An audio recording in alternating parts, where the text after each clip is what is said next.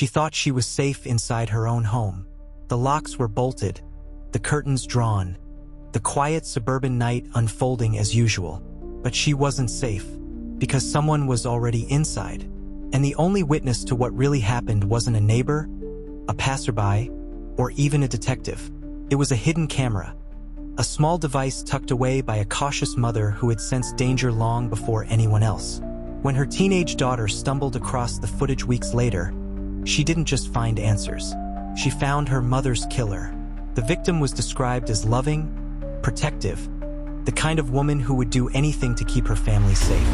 Recently divorced, she lived with her teenage daughter in a quiet neighborhood where crime was almost unheard of. But those closest to her say she had been uneasy in the weeks before her death. She told friends she felt watched. She noticed items in her home moved slightly, as though someone had been inside when she wasn't there. Doors left unlocked. Windows she swore she had closed found cracked open. Most brushed it off as paranoia, but she didn't. Instead, she installed hidden cameras throughout her house.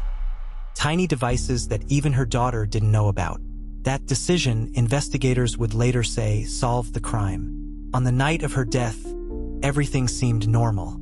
She texted her daughter, reminding her to lock the doors, and went to bed early. But the next morning, she never showed up to work.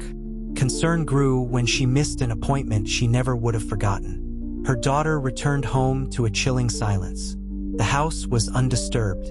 The car sat in the driveway, but her mother was gone.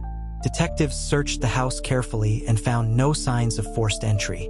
No broken windows, no struggle, nothing to suggest where she had gone. At first, suspicion fell on her recent ex-husband.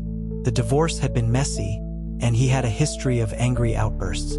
But he swore he had nothing to do with her disappearance. And for once, his alibi checked out. The investigation stalled. It was her daughter who made the discovery that would change everything. One evening, while searching for something in her mother's desk, she found an SD card tucked inside an envelope labeled simply, "Just in case." Curious, she loaded it into her laptop. What she saw would haunt her forever. The footage showed her mother's final night alive. The hidden camera, placed in the hallway near her bedroom, captured a figure creeping silently through the house long after midnight. He moved like he belonged there, confident, careful, wearing gloves and a dark hoodie. Her mother appeared moments later, startled, clearly sensing something was wrong. What followed was brief and brutal. The intruder overpowered her, and in less than a minute, she was gone. Detectives immediately recognized the figure. It wasn't her ex-husband. It wasn't a stranger. It was someone far more shocking. A trusted neighbor. A man who had offered to mow her lawn, carry her groceries, even watch the house while she was at work. To everyone else, he was kind and harmless. To her, he was something different.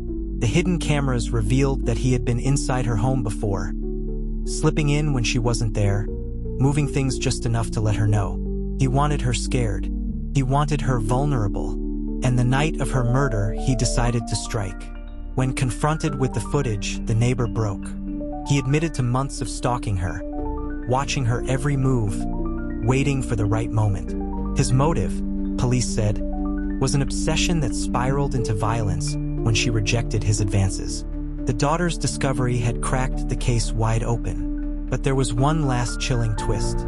Detectives found more SD cards hidden in the house. Footage not just of her mother's murder, but of the neighbor entering the house while the daughter was home, asleep, unaware that someone stood just outside her door.